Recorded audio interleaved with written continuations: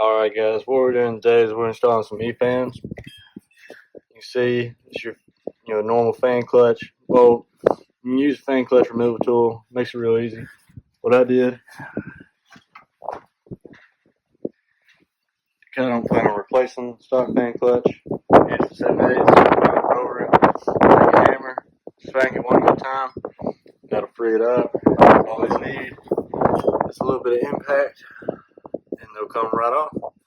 We'll be right back when we get it off. I'm going to take that and the shroud off. We're going to put the EFANS back on, wire them up, we'll walk you through it. Alright guys, like I said, I just wanted to go over what we're putting in. We've already got the shroud and the fan clutch out. We're going to be putting in Flex-A-Lite. It's going to be the 270 series.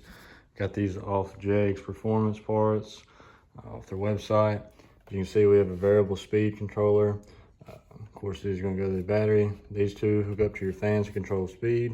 To help control speed, it also has the thermostat control, so you can control the temperature at which it cuts on. It also has the board for the piggybacks. Put them on there, hook it up. You're going to have positive AC, key switch, all that on with the controller. But these are supposed to put out anywhere, I do believe, from 3300 to 5300 CFM, depending on the application. But just wanted to give y'all a look before we got them in the truck. All right, so we did get the fans put in. We got the dudes turn freely, everything. We got everything hooked up. This wire right here is going to be 12 volts on the key. We use the fan clutch switch, the factory fan clutch switch off the harness. I'll take you down in here.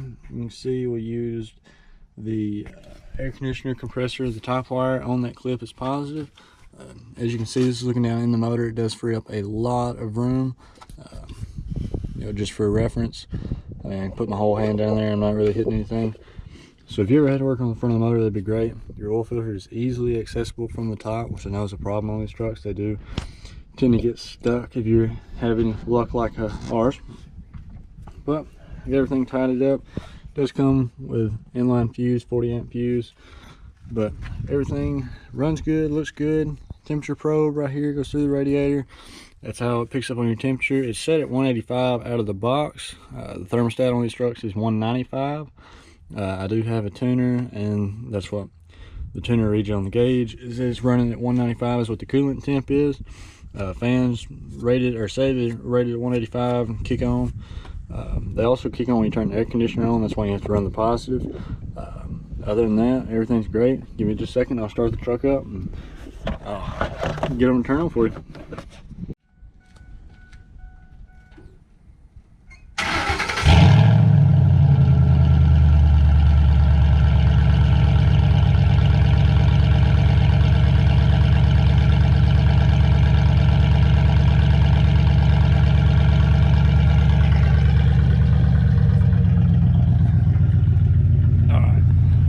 So we're gonna walk you around from that.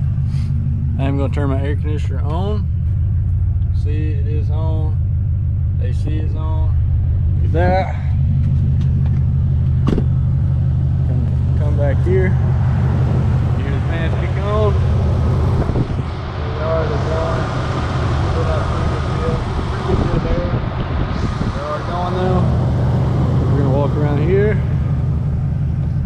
Open the door up. Back in here, turn these off.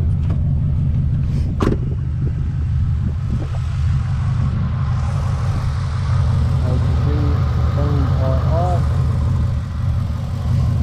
The truck's not at the operating temperature, so they're not going to kick on while we're here at idle. But so far, I've drove the truck 3 or 4 days. They haven't got hot. The truck hasn't got hot. Nothing's really gone wrong. Everything works as far as it should right now.